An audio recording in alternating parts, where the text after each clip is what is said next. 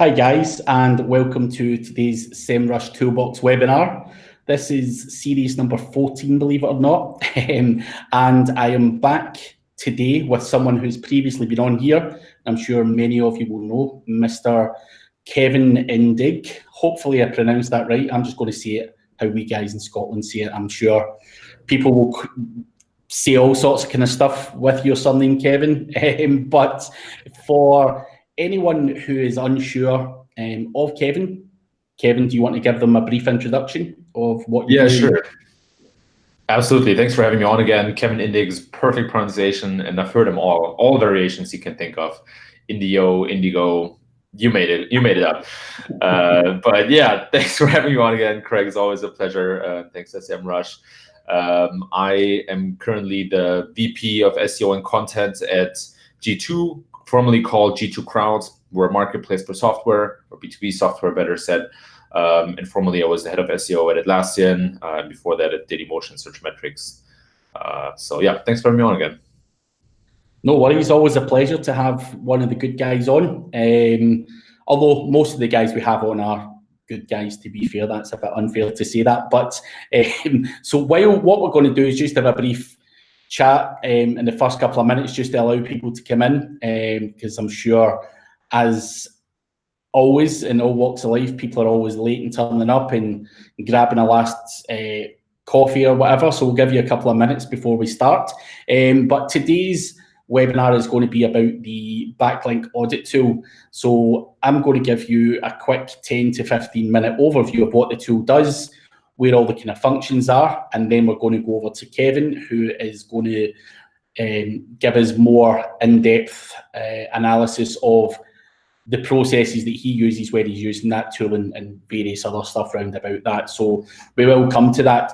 But while we're waiting for people to come in, Kevin, I know the last time you were on, you had just left the previous job and you're now in the new role. So how's that all working out for you? Yeah, thanks for asking. That's right. Last time I was on, I had just left Atlassian, and the ink wasn't dry yet on the G2 contract. But now I've been ramped up. It's fantastic so far. I have a really cool team and company. So I'm actually running the SEO team, offsites, content marketing, and marketing analytics. There's quite a lot going on. It's a much more strategic role, which was really the step that I was looking for. But it's a great opportunity. You know, the space is actually really cool. I think it's a good time to be a review and comparison side right now, but we're trying to take it a step further. So we do lots of cool stuff in content marketing, and yeah, a lot more for me to talk and write about in the future. So I'm excited to see more of that. We recently published a series of articles in which we explained how we got to 1 million visitors within 12 months.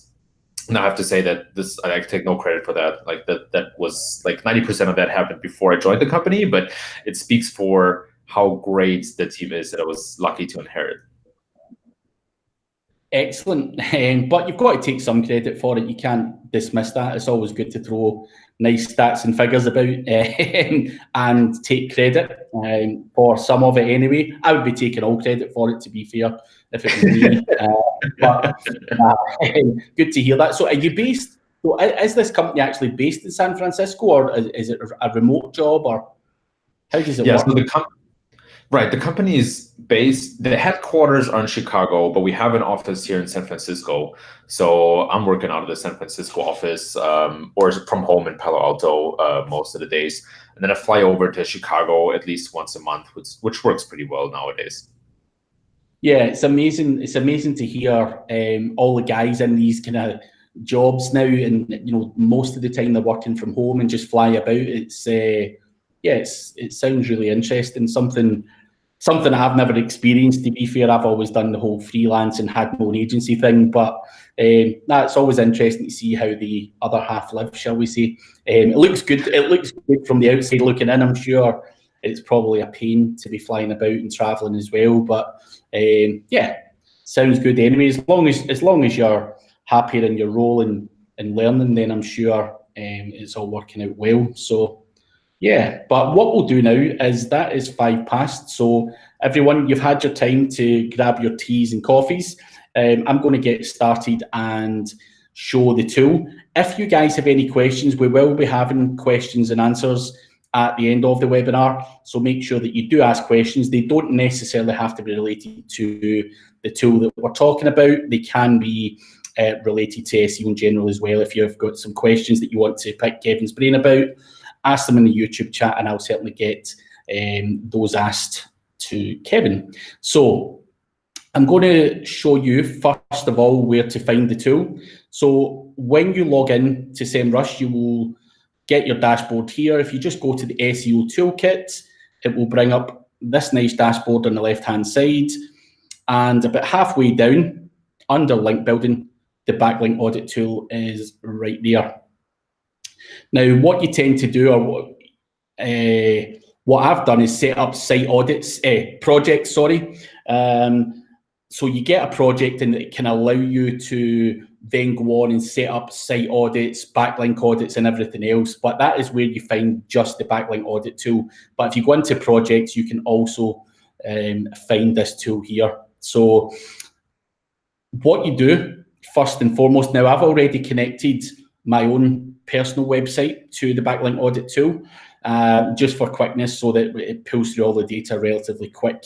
But you basically put your website in, and up at the top right-hand side, you can integrate your Search Console, your Google Analytics, and you can also integrate Majestic SEO data as well. With backlinks, and I'm not going to sit here and dismiss SEMrush's backlink power anymore, because recently their backlink data has went up massively. I'm sure you've seen the posts in the past few days of the backlink data there. But previously, to get all the backlink data that I possibly could, I was integrating Majestic, Search Console and Analytics, and that's still something I would encourage anyone to do anyway. You want as much data as you possibly can. Up here, where it says mailbox, you can add a mailbox, and that can be Gmail, Outlook, Office 365, or any other mailbox that you want to add. Now, I'll tell you why to explain why you're going to do that, you can basically reach out to people if you've lost a backlink through the tool. So I will talk about that more later on in the demonstration. But this is a kind of overview of what you get when you do a backlink audit. And I would always recommend that you do a backlink audit every month or two, just to make sure that everything is as clean as it should be. So the overview gives me an overall toxic score of medium. It gives me the amount of referring domain names that I've got and how many backlinks have been analysed. Now, I want to dig deeper into this. So it will tell you here that I've got 3 toxic links, 120 potentially toxic links, and 860 non-toxic links. So I'm going to go into the audit. Now, here it will tell you that a score of 60 to 100, the domain is, SEMrush are going to tell you that domain is toxic. 45 to 59, the domain is potentially toxic, and you want to possibly review them. Now, I would always encourage someone to, first and foremost, click on the 1% there and look at the toxic links. Now, that's obviously the ones that are getting a score of above 60. So SEMrush are telling me that I've got 3 links there. Now, I don't recognize any of these links. The toxic score is 63%, or 63, sorry, out of 100. And this looks like some dodgy Chinese website for whatever reason. It's got no anchor text. And there's also another website here that I don't recognize. A couple of others there as well. Now, the anchor text for the middle one is SEO consultancy. Now, that's probably flagging up because it's a keyword-rich anchor, and SEMrush will use that as part of their algorithm to determine that that's potentially something that I want to review. It may be toxic or not. Now, I'm not sure how toxic that link is. That's something I would do my research on, though. But for any reason, when you're going through the list of toxic links, if you want to keep that middle link, for example, if I feel that this My Tech Manager link is one that I would like to keep, then I can just click keep, and I can add it to a whitelist, and it will remove it from the toxic websites that are on here. Now my internet's just running really slow, so that should remove that. Now, for example, the top one, I may want to add that to a disavow file. So what happens is when you're auditing a website or auditing backlink profile, you want to disavow any links that you don't want to be associated with your website. So you can create a disavow file here. So any links that you would like to disavow, click on the delete button and then move it to the disavow file. Just click the to disavow button and that will move it to the disavow file for you. Now you can basically go through here and create a number of different link, a big disavow file basically using all these kind of filters. There's loads of different filters here where you can look at all the kind of domain names. So you can look at different toxic markers such as mirror pages and there's various other stuff here as well. Spam, TLDs, weak domain power, low domain power. You can set all of these kind of filters up. Now you can group them by domain or URL, and there's also an advanced search filter there as well. You can also look at all links or follow links or no follow links. You can use all of these search filters to go through all of the links that SEMrush has shown you, and you can then go through this list and create a disavow file or whatever it is you choose to do when you're doing a backlink audit. So I've got 12% of my links are potentially toxic, so that would be the next place that I would go to. So potentially toxic, and it'll give you the scores. 59, 58, and so on. And again, these are not links that I really recognize. There's some Chinese ones in there, and various bits and bobs. So again, you can go in here, add it to the disavow file if it's not one that you're happy with, and continually go through that list, and then once a month, upload your disavow file, or once a quarter. There's no set guidelines on when you should upload a disavow file. So moving along the tabs, this is the remove tab. So basically at the start of the campaign there, I said you can set up a mailbox. This is where you can actually do the outreach using the SEMrush tool.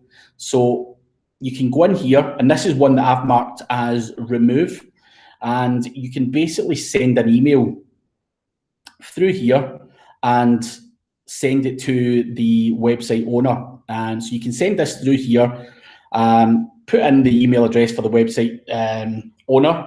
You can then change the subject line if you wish. You can put in whatever you want there, but please remove links to our website is perfectly fine. And then it's got a template there which will show you, or basically you can send that to people, or you can edit this if you wish to add something else if you feel that that's going to work well. And then you simply click send, and what will happen is you'll have the status here, and it'll say the email was sent, it was delivered, it was read, and then if you get a reply, it will also notify you as well. So you can keep on top of you sending out emails to remove toxic links.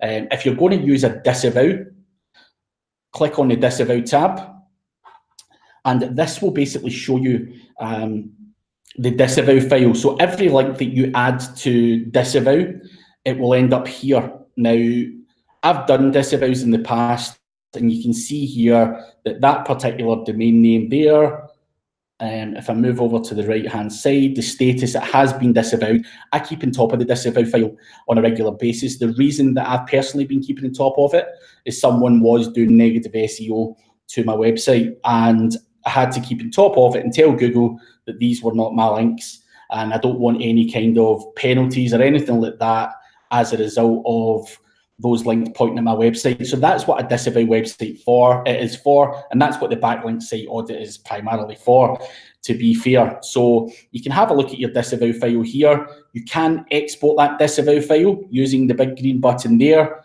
and then you upload it. If you just simply Google disavow tool, you can upload it there. So you can export the TXT file. SEMrush basically create all the file for you. If you're creating it for clients or whatever it may be, you can certainly do that from the back end of this tool. So that's what the disavow section is for. Lost and found. SEMrush, as I said earlier, have got a massive improvement on their backlink profile. So you're going to see a lot more data coming in here at the end here. But lost and found, any new domains that are coming through will come under new. Any broken links are there. Any lost links are there. And basically what you want to do is click on any of these. So say there's some 11 broken links that are coming up. That gives me the opportunity to go through these, reach out to them, find out why they're broken, advise the person that they're broken, and potentially reclaim that link back. Now you can also go to lost using the filter here, and I can go through lost links, and I can ask these guys to replace the link if they don't mind. It may have just been a glitch, or whatever it may be. So it's certainly a good little part there for you to look at. Reclaiming some links, or some broken links or some lost links. So lost and found is certainly an advantageous section for you to maybe do some outreach. And the about part of this here is it basically shows you how the tool works. As SEMrush always do, they give you a kind of fairly straightforward and simple guide as to what the backlink audit tool does. And as I say, it's a really important tool just to make sure that your backlink profile is clean and tidy. And it now does also allow you the ability to reach out to some of these website owners. You can reach out to 500 people a day and ask them to remove backlinks to your website if you want to use that approach, or you can simply go in and disavow all of the links that you don't want associated with your website. So in general, that is what the backlink site audit tool does. It's very accurate and one that I've used for years, and it's something that's constantly developing. But what I'm going to do now is I'm going to stop sharing the screen and pass you over to Kevin, who will give us more insights as to how he uses the tool and some of the kind of things that have happened to him along the way as well. So the stage is now yours, Kevin. Thanks. Let me quickly share my screen here so you can see what I'm doing.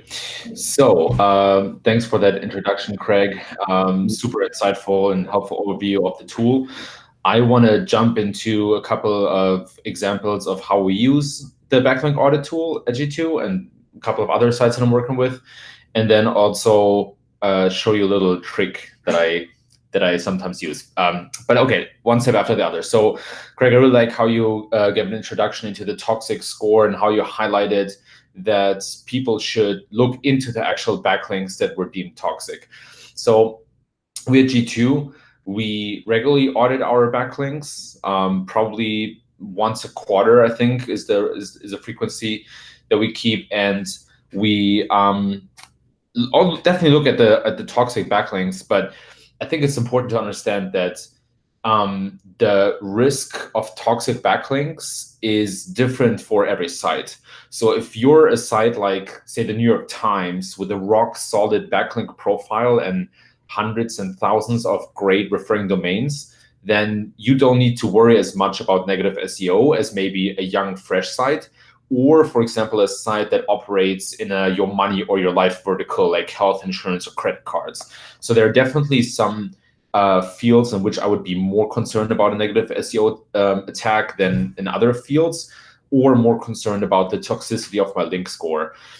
So this is an evaluation of the g2.com or www.g2.com link profile. You see SEMrush found a bit over 1,000 referring domains and deemed 4% of them toxic. Now, you also see that we are using the disavow functionality in SEMrush here, and we have about almost 500 backlinks or domains that we did disavow.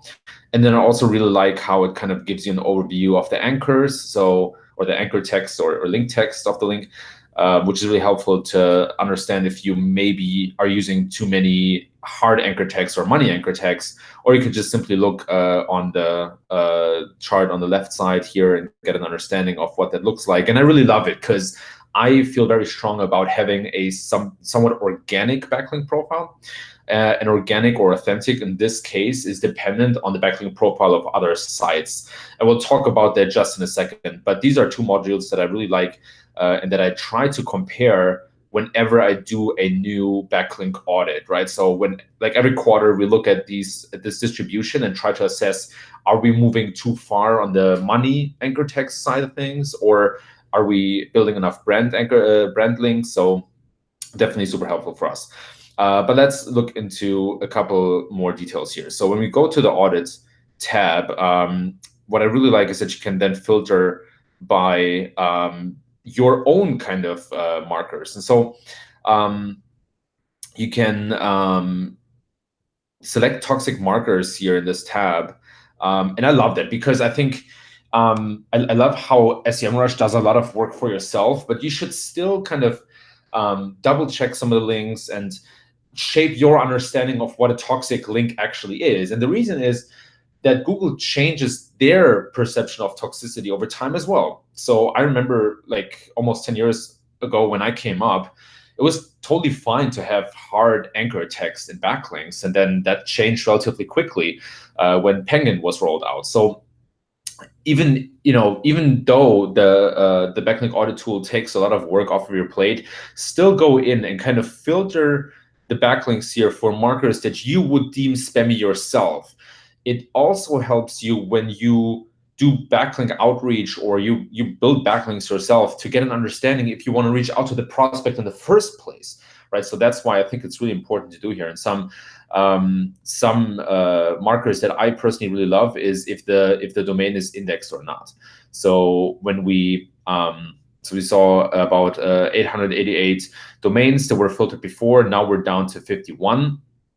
It's grouped by domain and not by URL, which I think is really important.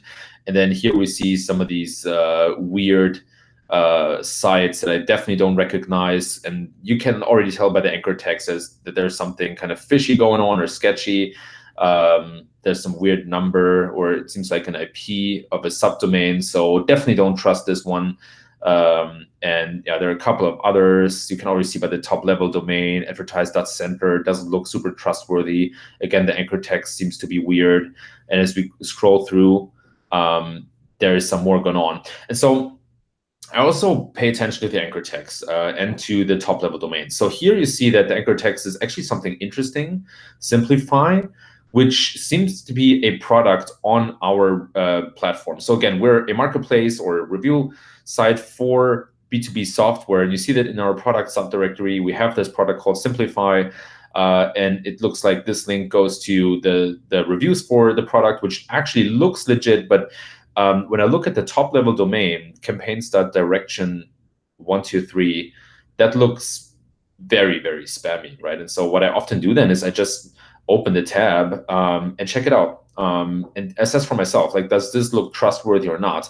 And it actually doesn't look too bad because it seems like this is the product or the company itself that links to their reviews. But it also seems that the URL has changed. So let me get out of the full window view here. So you see that suddenly there seems to be some sort of a redirect to simplify.com. So this backlink, sorry, this one down here from this campaigns subdomain could have been some sort of a ad hoc campaign domain that was set up or something else. But when I look at the actual backlink or at the URL, at the source of the backlink, it seems to be redirecting to Simplify. So that's okay for me. I can still disavow this domain. Doesn't really harm me, but it seems to be, in the end, a use case where a brand linked to their product. So just wanted to highlight how I kind of assess for myself if these links are looking spammy or if there is something else going on. In this situation, it seems to be some sort of a redirect. Seems to be the same case from these other domains, renaissance.something, comms. I don't know what. Devonish nutrition.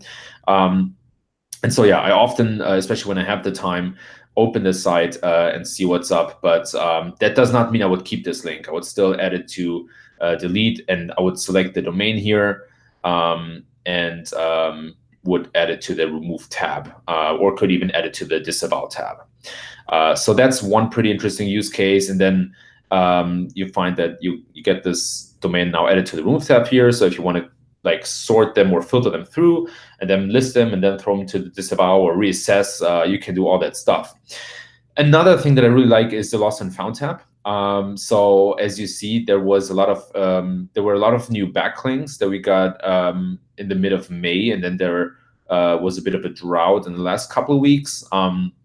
So that's always super helpful for me to understand, because especially when I get a lot of links, I want to make sure that they're kind of clean or that they're fine, right? So one signal that I saw Google reacting to in the past, negatively in most cases, obviously, was a high link velocity or a sudden spike in referring domains or links to a site. And it's relatively straightforward and logical, because for Google, this could be, in lots of cases, some sort of a link acquisition or something other manipulative that webmasters do to get a lot of links. And so you want your link profile to grow, but you don't want to add a million backlinks overnight. That's usually not the best signal, right? It's similar to how a site grows. And I reason through that by saying that most sites organically grow their link profile step by step and not overnight, right? So that's why I keep an eye on this new and lost domains tab to understand, hey, is there a sudden spike and maybe spammy domains or spammy links to my site overnight, or am I growing like nice and steady, which I much rather prefer. Yeah, then we have a lot of the backlinks down here with the toxic score, so we can assess them all as we did previously. Now, I mentioned that I was going to show a little trick, and I don't know if you would really call it a trick or something. I basically abused the backlink audit tool a little bit, because I thought that if I can crawl or audit the links of my own domain, like what would I get if I audited the links of a competitor? And this is exactly what I did. So Capterra is one of our competitors, and I love that you get a wave of fresh data when you analyze a domain's backlinks with the audit tool. And you can throw any domain in there. I tried Wikipedia, but that seems to have been a little too big, so I think you need a custom pull for that. But for most other sites, it should work fine. Now, mind you that you obviously don't have access to your competitor's Search Console or analytics account, so you don't get the full swoop as you would get from your own domains. But there's still some interesting stuff. And so I kind of abused or misused the backlink audit tool a little bit to build competitor links, or get basically to build a better backlink profile than my competitors. I'm going to walk you through a couple of examples of how you can do this for yourself. So again, Capterra is one of our friendly competitors in the space. I'm definitely not about bad-mouthing anybody, but I kind of added their domain to the backlink audit tool and saw what comes out here. And they seem to have a pretty good backlink profile, so hat tip to our competitors. But I'm not, the thing is, in this case, I'm not even looking for toxic backlinks. I'm actually looking for the really good ones. So I would hop over to the audit tool, and I would then look, I would group by domain, and then I would use the advanced filters, and then I would pick the follow links, because obviously I want to see the links, the good stuff, and so I can weed this out. Then under audit types, you can select toxic, potentially toxic, or non-toxic. So I select non-toxic, right? I basically turn this whole tool on its head and try to find some good links from my competitors. And so now you can see the anchor text here, of course. You can see the toxic score and the domain, or basically the URL that the link comes from. And now what you want to do is you want to scroll all the way to the bottom of the tool, because it's sorted after toxic score. You can even go back to the last page and then see what comes up here. Let's give it a second. Aha, awesome. See some backlinks with a toxic score of 0. You see some cool anchor text here, some brand links, onboarding tools, and all that. But if you want to take it even a step further, you can filter for a certain anchor text. So now you can say, okay, I can look into my competitors' backlinks, or I can kind of reverse engineer some good links that they got over time. And now I want to build some links for a certain anchor text. And so I often I don't just like a general approach for link building for me is I don't just build links into the blue, but instead I think about which page do I need links to, right? And so very often it's a query that we're not ranking for as good as we want to, or that we know we need more backlinks for. And so we first do backlink analysis, then we think, okay, which pages and keywords do we need more links for? And then we go out and build them. And so now it's a good time to filter for a certain anchor text for a query that you know you need to have more links for. And so CRM software is one of the biggest queries in our space. So let's filter the competitors' backlinks for that specific software, for that specific query. And here we go. We already see some cool links with a good anchor text here. Again, I scroll all the way to the bottom because that's where the non-toxic backlinks are. And there we see some cool stuff. So it seems like a while ago, Capterra got a link from Salesforce, obviously super strong. There's another link from Small Biz Technology, also a known player in the space. Refined, that's a really cool tool, by the way. And there is, what else do we have here? Let's see. We have nutshell.com. We have Disk Makers. We have CRM Switch. And that is actually really interesting because the anchor text is already CRM software. And this seems to be a site dedicated to CRM software. And I would assume from the toxic score here that so it has a domain score of 25, trust score of 35, seems to be a good site in that space specifically. So once again, I kind of open it in a new browser tab, and I check it out for myself. It's an article from 2018. So that seems to be fine. Seems to be relatively editorial. And then, whoops, here we are. That's us. So we already got a link from that page. So that probably isn't the most fruitful one. So I have a couple of other ones here: Virtual Handshake, Enterprise. What do we have? Apps Today. There are a couple of other ones. There's also one that is called CMS Wire. So like with a good cooking show, I already did this before to prepare a little bit, and I had this open in a new tab. And so Capterra got a link from CMS Wire, which I found through this audit tool, but I'm going to spare you searching through all the backlinks here and speed this up a little bit instead. But if you want me to, I can show you every step that I took.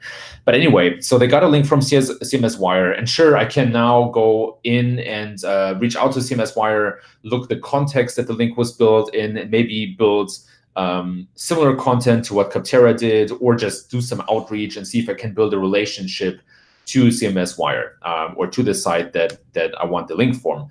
But I would even take it a step further. I would also punch that domain into the regular backlink tool. So right now I'm in the domain analytics backlink section, and I just through the domain, not the URL of the page, but just the root domain into the backlinks analytics tool here. And now, besides just reaching out to CMS Wire, I can also look where they got backlinks from, right? I mentioned already that there seem to be a decent player in the space of CMSs or content management systems, but now I can take this whole strategy a step further and can take a look at the backlinks that they got. So whenever I build backlinks, I'm not just thinking about the direct, like the link from the domain that I want to have immediately, but I also think about which links they got, right? So that I can start even earlier on in the journey. And so they have a wiki, they're listed on the Wikipedia page, which is great, and which is another factor that I consider when assessing the trust or authority of a domain. So now I know that SEMrush is even more of a domain that I want to backlink from because they have a Wikipedia backlink, right? So they got a lot of trust there. So super interesting, and seems like they got another really good link, which you can see from the page score and the trust score. They're second in line here from the webstrategist.com. That seems to be a blog from 2010. So this is when my spider senses kind of start to tingle, because first of all, it looks like that blog is pretty old and could potentially be outdated. But I still want to understand what the content was. So seems to be a personal blog of somebody that created a really cool graphic here from 2010 about the use cases of social CRM. So now, not only do I have an idea of where this list that I wanted to get a backlink from, the first site got a backlink from, but I also have some cool content ideas, right? So these 18 use cases of social CRM look pretty cool. I'm not saying go out and copy people's content. I'm saying like look at what the site got backlinks from and see what quality content in that space is, right? So super interesting. I can then go in and see who else they link to. So this article mentions thought leaders like Paul Greenberg, Esteban Kolsky. I have no idea who these people are, but I definitely want to put them on my map to reach out to and get in my ecosystem if I want to be ranking for CRM software. And then somewhere down here should be the link to CMS Wire. And in best case, you just go into the source codes, do a quick search lookup. It seems like they're mentioned here by name. Okay, so that's where the link is. And it seems like they got this from a kind of link roundup. So I can now reach out to Jeremy Oviang. I hope I pronounced this right. Seems like he lives right next door to me. I can reach out to him and be like, hey, I got a great addition to your link roundup. Like if it's from 2010, I don't know if the chances are high for him to add the link to this page specifically. But maybe I can collaborate with him in some sort of other way and still get a link from his site. So even if you don't get a link from a domain's page, you might still get a link from the domain, which is what really counts and what's even more important. So let me show you, I hope we have time. Let me show you one more thing here. So now I'm back in the competitor backlink audit tool here. And I just wanted to see if I can find a cool example to make it a bit more tangible for you to apply the system that I just used for another site. So looks like, let's try this one out. How to manage the business of music disc makers. Seems like they got a link to Capterra for the 10 best free and open source CM software solutions. So let me open this page right here and see in what kind of context they gave the link. So again, you can either do a site search, or even better, you go into the source code and see where the link is. So down here we see it links to Capterra's blog for an article about free and open source CRM. And it uses the anchor text to test, the 10 best free and open source CRM software solutions.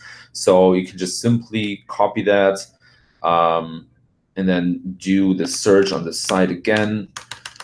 And found it somewhere, just doesn't jump up. Let's see, doing this live. Here we go. Okay, there it is. And it just, sorry for the fast movement here. It links under CM software to the 10 best free and open source CM software solutions. It also links to Zapier. So now I can reach out to them and pitch them my article as well. I know that on G2 we have an article about free CRM software. So this seems to be from 2016. Here we go. Here's the author, Michael Gallant. And now I can go out and potentially go on LinkedIn, Google Michael Gallant, Disc Maker's blog, or I can even search for his name across the web. And the cool thing is that this also allows me, like we can try this live as well. Give me just a second to go over to the Googs. Here we go. Now I can search for his name. Okay, seems like he played in Emergency Room. Now I can connect. Okay, here we go. Disc makers. I can see his profile. It seems like he has a Twitter profile, and I want to make sure this is not the actor, but this is the writer. So it seems like he's a composer. And now I can even take his image. I can throw that into Google image search, and then kind of see where else he was mentioned with his author image, or where else he blogged, to see if I can build some sort of relationship and maybe get some more backlinks down the line. So now I've completely kind of derailed the conversation here, but this is how I use this tool, how I find some really cool ideas, and how I use it for backlink outreach, for creative content ideas, and for building my own backlink profile, and maybe snap a couple of backlinks from my competitors, or just building on top of their backlink profile without taking away from them. So I hope that was valuable for you guys out there. Was perfect, Kev. Always good insights. I learned a trick myself as well. The image, looking up the person's image to see what other places they've blogged on is quite a good one, actually. Very creative. So I'm taking a note of that one down, and one day when I'm speaking at an event, I'm going to pass it off as my own. I'm only kidding. But by the way, I totally didn't invent that, so you can have it, man. But guys, if you've got any questions, whether it's relating to the backlink audit tool or backlinking in general, or anything else that you want to ask, certainly this is your chance. We've got 18 minutes left, so make sure that you fill the YouTube up with as many questions as you can. So I will get started. So Food Pharmacist was on the YouTube chat, and they said their traffic tanked at the last algorithm update due to spammy backlinks. Google Search Console updated their disavow file. Have you got any ideas on how long it takes to get the traffic back up? What's your opinion on that, Kevin? Yeah, I wish I could give you a definite answer. So I've seen everything. I've seen it take 7 days. I've seen it take a couple of weeks. I've even seen it a couple of months. It definitely depends on the size of your backlink profile and the industry or vertical that your site is in. Again, your money or your life verticals seem to be much more closer evaluated than others. I've in the past lifted a couple of spam or link spam penalties, but it was a real, I think this is one of the hardest penalties to lift out there. And for some sites, it took me multiple reconsideration requests until Google accepted this and kind of started ranking the site again. At this point, I would love to understand which of your, did the traffic just tank across the site, or did it tank for certain pages? And if it tanked for certain pages, did it tank for certain queries? And then I would start, when you start cleaning up your link profile, start cleaning up links that are spammy, that point to pages that you lost traffic for, or that have a certain anchor text that you lost rankings for the keyword, So that's where I would start. I wish I could give you a great answer of how long it takes, but it's completely up to the team. Usually when they roll out some link-related corrections in the algorithm, or kind of adjust what they deem spammy, then usually they have a flood of reconsideration requests and disavow files. So I think it will take at least 2 to 4 weeks until Google kind of reassess that kind of evaluation of data. But again, don't hold me accountable for that, because unfortunately I can't say for sure. It's a hard one to ask, because it depends on the Google web spam team as well. Sometimes they can be really quick at your reconsideration request, and I've seen people just the other day saying that it's been 2 months and I've not heard anything. So yeah, it's all down to if Google are doing a kind of update or whatever, and they have done penalties. I think it will take it that little bit longer. But yeah, it's one of those ones you can't answer specifically, or I'm sure you'll have people chapping your door and saying, Kevin, you said this on the webinar. What the hell are you talking about? Yeah, what is it, man? one quick, sorry to add this. One quick food for thought that I wanted to add is I'm not 100% sure that the recent June algorithm update only looks at links.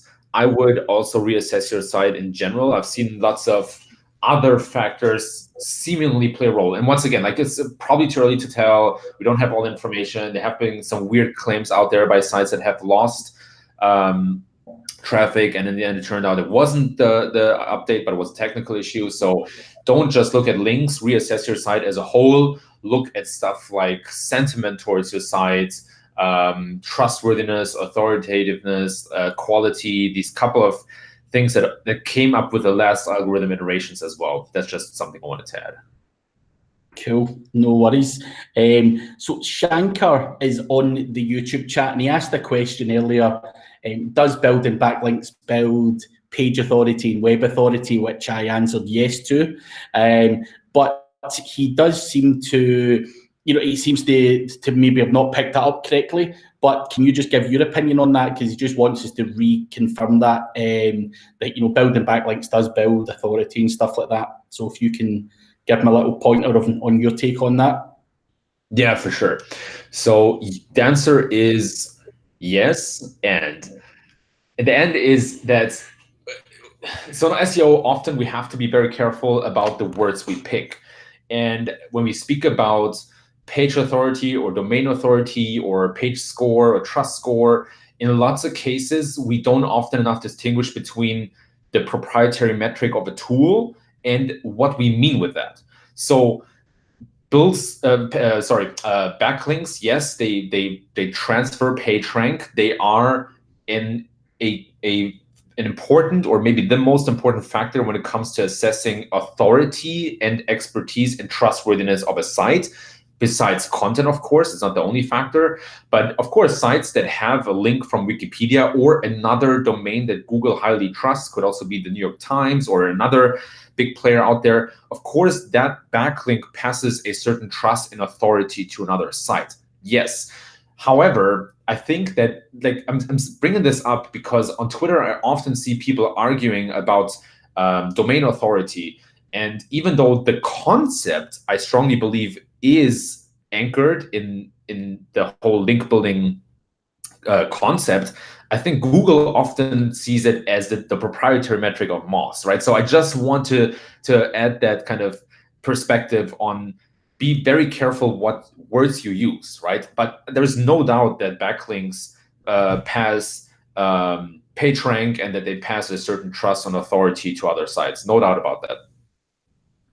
What I would also add to that is, don't go about chasing domain authority or any of these other third-party metrics. I think you're thinking about it wrong. I think if you get good quality, relevant backlinks from trusted sources, the rest of it will come naturally. I wouldn't sit there and say I have to chase specific metrics. I think if you start to think like that, then you're doing it wrong. That's just a word of advice from me, because there just are so many people that are looking for very, very specifics, and you're like, you don't have to go after, say, a domain authority 45 website that's maybe not that relevant. I would rather go for the domain authority 31 that was solely relevant to what I had to do.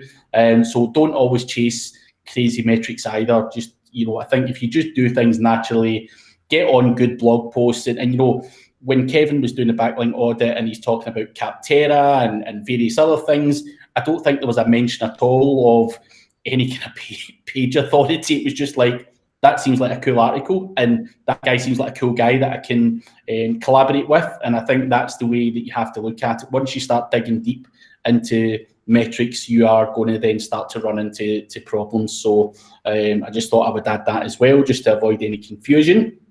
All right there, by the way, Craig. Like, I 100%, I would love to rant for an hour, but I know we don't have that hour, but you couldn't be more right. And another problem is that when people only look at certain metrics and don't think a step further, like they miss a chance to maybe get a link from a site that doesn't have a high domain authority or page score yet, but does in the future. So yeah, you're 100% on point here. So the next question, you're going to love this one, Kevin.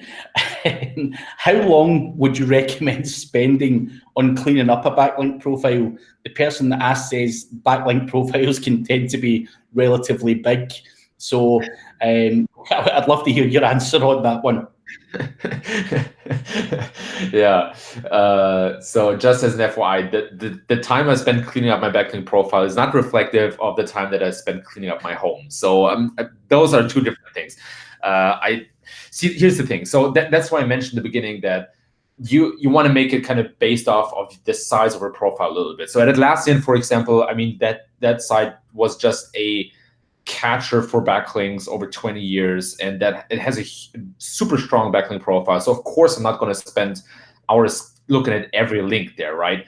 So first of all, I do this maybe on a quarterly basis, and I spend maybe 1 to 3 hours on it, depending on how much I find, right? So that's why I said before, I'm looking at the link velocity or the amount of links built over time to assess, hey, do I need to spend a lot of time on this, or can I just do this in 10 minutes and be fine with it? So first of all, yeah, it depends on how many new links you get. And then it kind of depends on how strong your site is already. If you have a super new site and the link profile is not that built out yet, sure, take a look at it every month, but don't drive yourself crazy. If I can spend 4 hours writing awesome content versus 4 hours cleaning up my link profile, I'll probably chase the 4 hours for content every time. As a guy who absolutely hates writing content, I would probably rather clean up the link profile, but that's just the lazy man's answer. But I think you've also got to take into consideration when you're doing a backlink audit, whether you're using SEMrush or any of the other tools that are out there, they're doing a lot of the dirty work for you. So it's not as if, you're going to a company the size of Kevin's, for example, and, he put his in and there was 500 toxic links or whatever there was. It's not something that's going to be ongoing and regular. It may, if you just join a project, it may be something you have to clean up and spend a few hours on at the start. But as long as you keep on top of it, I don't see it being one of those things that's going to take you, 10 hours or something crazy like that. So yeah, just keep on top of it. I think, but if cleaning up your backlinks meant that you had to spend 15 hours a month on it for whatever reason, then that's again the time frame that you have to do. It's the same way as Kevin, would rather write content and, adding more content to your website's going to be good. And it's anything that's going to help your website. I think you just have to spend the appropriate time on it rather than looking at us saying, yeah, only spend 2 hours on it. Spend what time it takes to make sure it's in the best shape possible. But we'll move on to another question. It says here, it's from Amit Pukali. It's saying they understand that they need to disavow most of their links, but where and how can we track the progress? Would it be site ranking? How would you track progress of cleaning up links? Yeah, that's a fantastic question, actually. So I think the toxicity score at SEMrush is a good idea to look at, and also the relationship of toxic, neutral, and non-toxic links. So if you put a gun to my head and forced me to tell a perfect relationship, I would probably try to keep the amount of toxic links below 10%. I think that's like a relatively arbitrary but good number. And the way that I would measure the progress is really hard, because it's one of these things that they might not hurt you in a little amount, but there is a threshold of when you overstep it, then it can become very detrimental. So it's not something like actually building links or writing content where you can say exactly, okay, this gives me so and so much traffic. But I've seen in the past that when you keep your link profile kind of organized and clean to a certain degree, that your site just grows well. So this is something that would more assess if your site stops growing well, or if your link toxicity score or toxic score is really high and you see a lot of those problems. And if you don't, then you're probably not going to see, 2x traffic overnight. I hope that makes sense. Perfect. I've struggled to find the mute button there. So the next question, this will lead on well to the next question. It was from Shankar again. He was looking to understand what the ideal toxic score that he would need to look out for. What's your opinion on that, Kevin? Yeah. Again, I think below 10%. And listen, this is like an arbitrary percentage that I, for myself, found to be helpful. I think it is super hard to say, okay, when you're toxic, like when you have 11% of your overall links being toxic, then it's a problem. But if it's 9%, then it's not a problem. This is super hard. So there's not going to be a cutoff that's perfect for everyone. But if I, for myself, would have to define a somewhat clean or organized link profile, I would probably cut it off at 10%. There's always going to be a little residue of toxic links that is hard to avoid, because you can't stay on top of it all the time. You can't always control who links to you. But 10% is probably my arbitrary value where I would start paying more attention. Again, find that for yourself. Keep it as low as possible, sure. But if that means, if keeping a 5% toxic score means double the work than 10%, then it would probably be fine with 10%, right? So always measure the value versus the effort that you have to put in. It's always a good answer. Yeah, you've always got to balance it up with the amount of time you need to put into it as well. But yeah, for me, I think I'm one of those guys. Even when it comes to real life, in my car, I never let my car go below a quarter of a tank.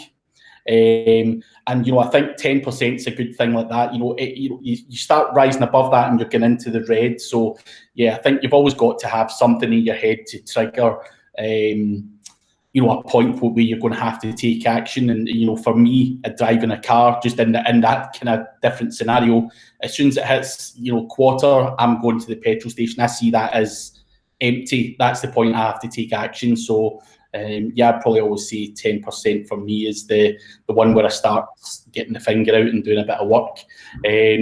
That said, I think there are guys out there who can do a disavow for you as well. It's not something, if you can't be bothered, if you can't be bothered doing all of this kind of stuff, and it's tedious and you'd rather write content, there are services out there and guys that look after that stuff and do this stuff on a daily basis. So always bear that in mind as well.